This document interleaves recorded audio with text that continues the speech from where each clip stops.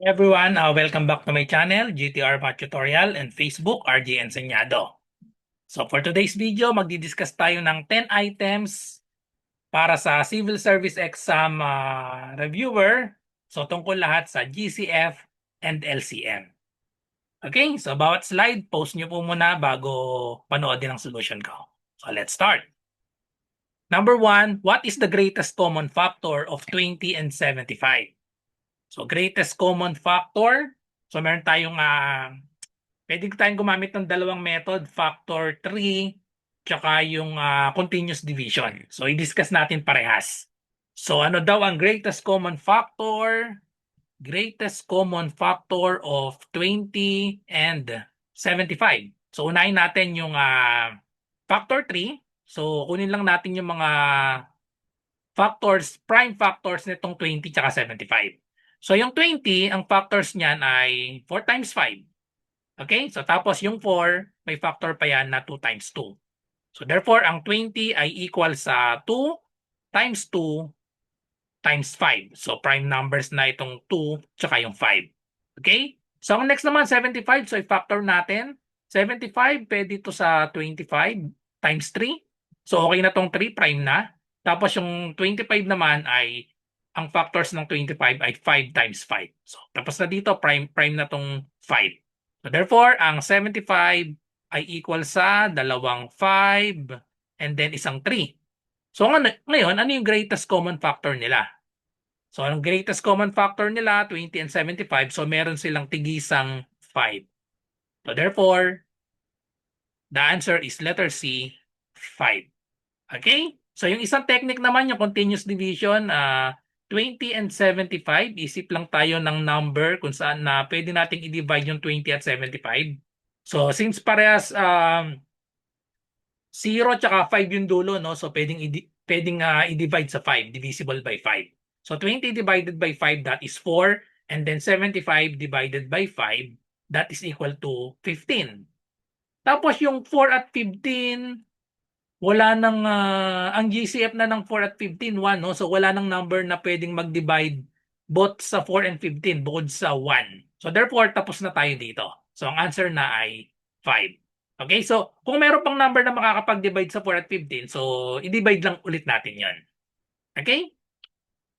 Number 2, what is the least common multiple of 12 and 14? So least common multiple naman, common mistake dito sa least common multiple, minsan napagbabaligtad kasi gawa nung list, akala nila mas maliit. Buti na lang sa choices natin, walang mas maliit sa 12 and 14. So least common multiple, dapat mas malaki yan sa 12 tsaka sa 14. So i-discuss natin ang iba't ibang method. So pwede mag factor 3 tayo tapos continuous division mamaya. Okay, so 12 and 14. So para makuha natin yung ano yung prime factors ng 12 and ng 12 tapos 14. Ang 12, 6 times 2 lang ito. Okay, okay na tong 2, prime number na. Yung 6 hindi pa, so ang 6 ay 3 times 2. Okay, so okay na ito. Ang prime factors ng ang 12 is equal to dalawang 2, so 2 times 2 and then times 3. Ang 14 naman, so ang 14 ay 7 times 2. Okay, tapos na pala doon, 7 times 2. So ang 14 ay equal sa 7 times 2 or 2 times 7. Unahin ko na yung mas maliit. Okay, so ngayon, ang LCM, pag nakuha na natin yung prime factors, para makuha ang least common multiple, ang gagawin lang natin, yung common isusulat natin ng isang beses. So, di ba may common sila, parehas may 2. Yung 12 at 14 parehas may 2. So yung common, isang beses lang natin isusulat. Tapos i-multiply natin yung mga natirang numbers. So lahat ng natirang numbers i-multiply natin. Itong tatlo. So therefore, ang LCM ay 2 times 2 times 3 times 7. So i-multiply lang natin lahat ito. So dito na ako magsisimula. 3 times 7, we have 21. 21 times 2, that is equal to 42. And then next, 2 times 42, that is equal to 84. So the correct answer is letter D, 84. Okay, so ito yung gamit ng factor 3. Another ay yung continuous division. So 12 and 14, i-divide lang natin. Saan natin pwedeng i-divide ang 12 at 14? So parehas even number, so therefore pwedeng i-divide sa 2. 12 divided by 2, that is 6. 14 divided by 2, that is 7. So therefore, ang LCM natin, i-multiply lang natin kung ano yung pinag-dividean. So ito na yung GCF. GCF ito yung nandito, yung nakabukod, GCF yan. Tapos ang LCM niyan, i-multiply natin lahat, pati dito. Dito sa 6 tsaka sa 7. So therefore, pag minultiply 2 times 6 times 7, yan na yung ating magiging least common multiple. Multiply muna natin ito, 6 times 7, that is 42.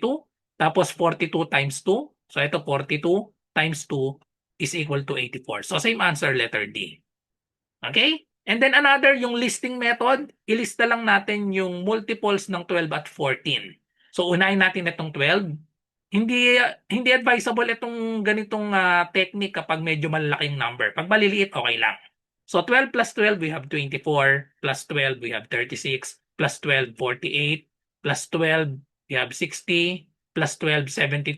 Plus 12 is 84. Yun, ayan na yung 84. Sa 14 naman, 14 plus 14, we have 28. Plus 14, we have 42. Plus 14, we have 56. Plus 14, we have 70. Plus 14, 84. Yun. So, least common multiple nila ay 84 by listing method. Pero, nasabi ko nga, medyo mahirap ito kapag lumaki na yung number. Pinakamagandang gamitin para sa akin itong continuous division. I-divide nyo lang siya ng i-divide sa mga prime, sa mga, yung mga prime factors lang, prime number, i-divide natin ulit-ulit hanggang maubos. Hanggang relatively prime na itong nasa ilalim.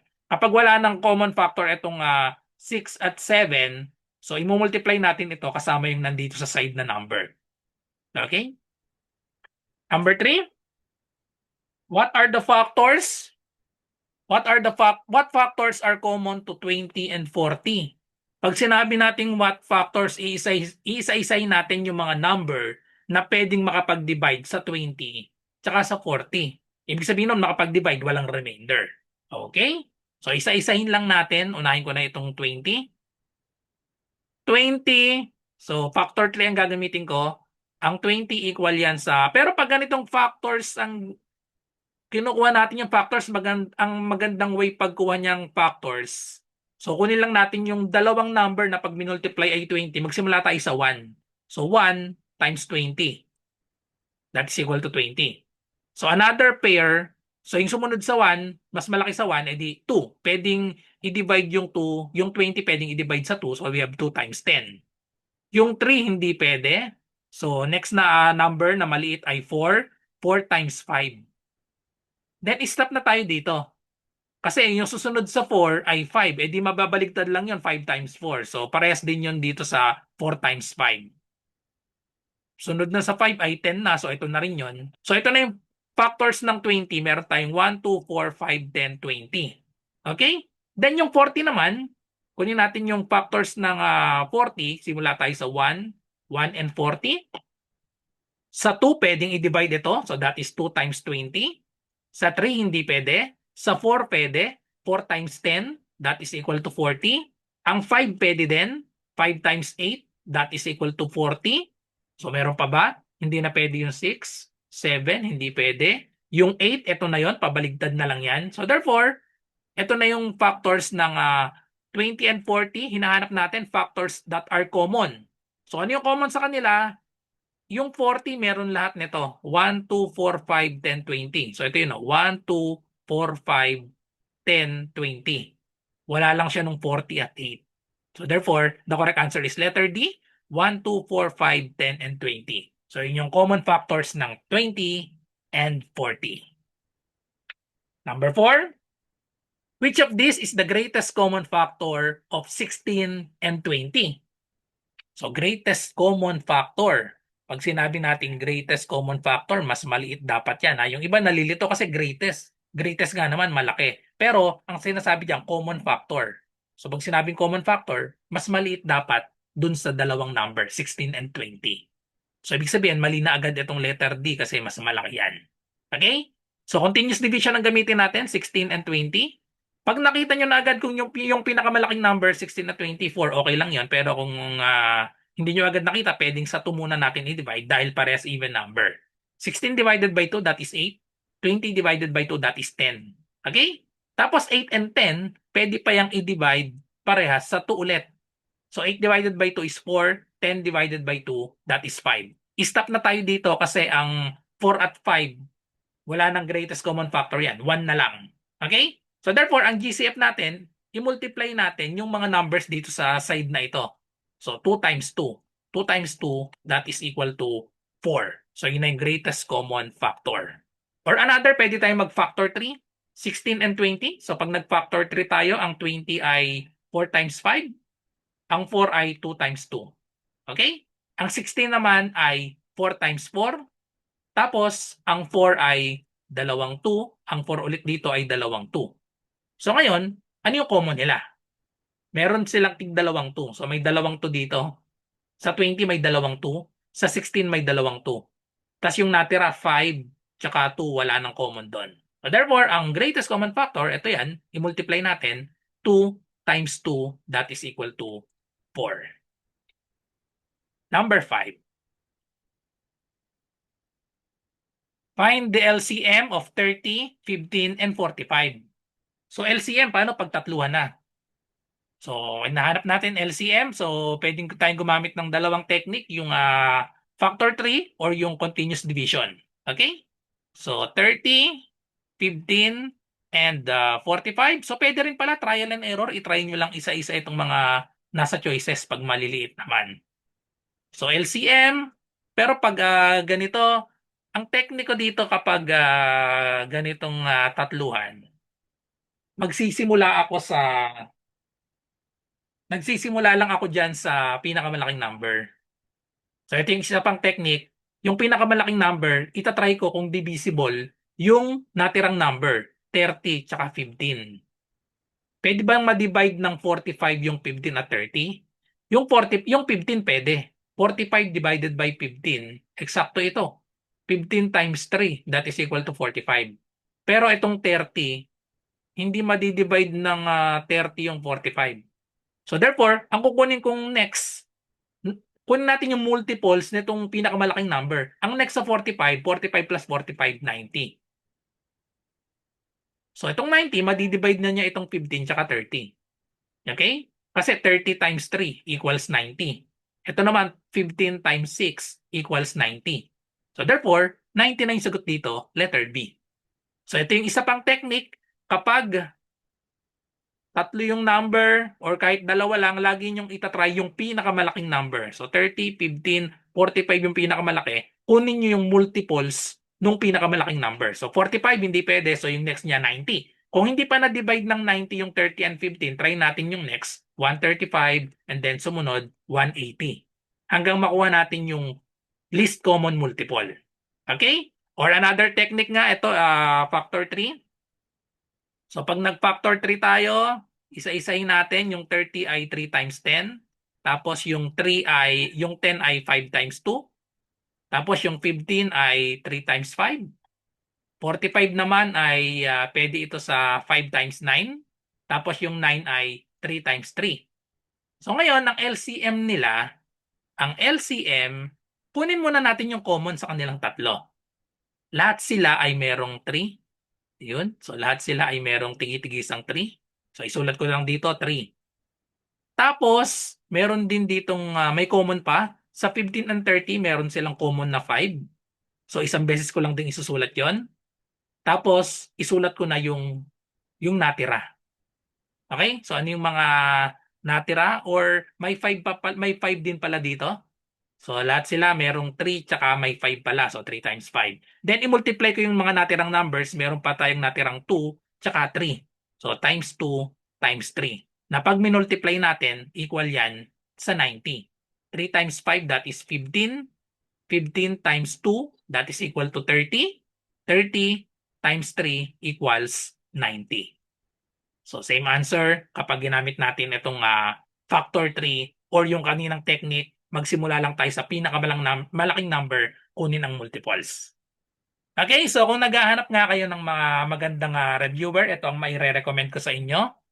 Yan, itong isa galing sa Brainbox, itong isa naman itong reviewer nito. Hindi ko alam kung saan galing itong isang reviewer nito, pero maganda parehas yan. Maganda yung explanation bawat subject, bawat ability. Ayan, nandyan yung explanation.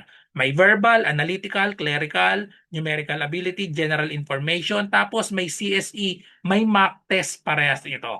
At maganda yung mga explanation. Okay? So kung interesado kayo dito, makikita nyo nakatag yung product na ito, i-click nyo lang po yan para makabili po kayo.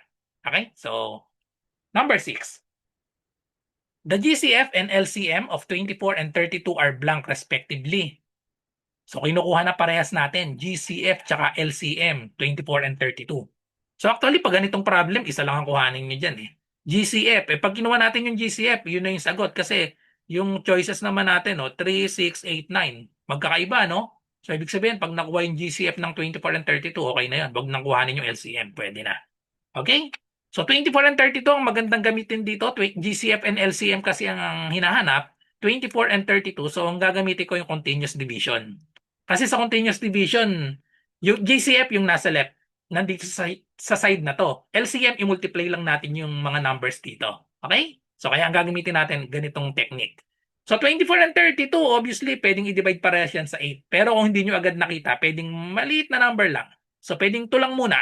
24 divided by 2, that is equal to 12. 32 divided by 2, that is equal to 16. Okay? So tapos, 12 and 16, pwede pang i-divide ulit sa another 2 kasi even number parehas. 12 divided by 2, that is equal to 6. 16 divided by 2, that is 8. Even number pa rin, i-divide pa rin natin sa isa pang 2. 6 divided by 2 is 3. 8 divided by 2 is 4. At tapos na tayo dito dahil ang 3 at 4, ang GCF na lang yan ay 1. Wala nang mas malaki sa 1 na pwedeng i-divide yung 3 at 4. Therefore, ang GCF natin, lahat ng mga numbers na nandito sa side na ito, i-multiply lang natin. 2 times 2 times 2, that is equal to 8. So therefore, ang GCF ay 8. So letter C na yung tamang sagot dito. Ang LCM naman natin, ang LCM kung ano yung GCF, ito yon 8. I-multiply lang natin dito sa number sa baba. So 8 times 3 times 4. 8 times 3, that is equal to 8 times 3, 24 times 4, that is equal to 96. So 8 and 96. So again, kung nakuha nyo na agad dito yung 8, wala nang problema. Pwede rin. 24, kung nakita nyo na agad yung GCF na 8, hindi na tayo nagsimula sa 2, okay lang. Kung 8 agad ang nilagay, 24 divided by 8, that is equal to 3. 32 divided by 8, that is equal to 4. So ito na yung GCF. So yan na yung GCF natin. Tapos LCM, i-multiply lang dito sa dalawa. Okay.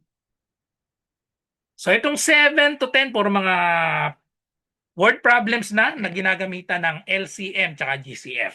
Okay. The school cafeteria serves tacos every 6 day and cheeseburgers every 8 day. If taco and cheeseburgers are bought on today's menu, how many days will it be before they are bought on the menu again? So, ang keyword natin para malaman natin na ito ay LCM problem ay itong every 6 day. Yun, kapag may nakita kayong ganyang problem, may every 6 day, tapos yung isa naman every 8 day. Ayan, so ibig sabihin, yan ay LCM problem yan. Kapag nakita niyo yung mga, ang keyword yung may every 6 day and every 8 day. So if tacos and cheeseburgers are bought on today's, ayan, nandun daw sila sa today's menu. So ibig sabihin, how many days will it be before they are bought on the menu again? Kunin lang natin ang LCM ng given natin 6 day at 8 day. So LCM ng 6 and 8 lang. Okay? So paano kuhanin ng LCM ng 6 and 8? Kunin muna natin yung GCF. 6 and 8 pwedeng i-divide parehas sa 2. 6 divided by 2 is 3. 8 divided by 2 is 4. Therefore, the LCM, i-multiply lang natin ito. Yan, multiply lang natin yan. We have 2 times 3 times 4 and that is equal to 2 times 3 is 6. 6 times 4 is 24. So, after 24 days, parehas na ulit silang nasa menu ng cafeteria. Okay? Number 8. I want to plant 45 sunflower plants 81 corn plants, and 63 tomato plants in my garden. If I put the same number of plants in each row, and each row has only one type of plant, what is the greatest number of plants I can put in one row? So obviously, itong problem naman na ito ay GCF. GCF problems kasi based pa lang sa choices kita naman. Yung choices maliliit, 8, 9, 15, and 18. So meron daw tayong 45 sunflower plants, 81 corn plants, and 63 tomato plants. So paano natin nalaman ang GCF problem? Kasi ang sabi, if I put the same number of plants in each row, and each row has only one type of plant. Yun. Kasi each row has only one type of plant. What is the greatest number of plants I can put in one row? So ibig sabihin, kunin lang natin ang GCF ng mga given numbers natin, 45, 81, and 63. 45, 81, and 63. So para gawin yan, i-factor lang natin. So pwede tayong mag-factor 3, 45, 81, and 63 para makuha natin yung greatest common factor nila. Ang 45, that is 9 times 5.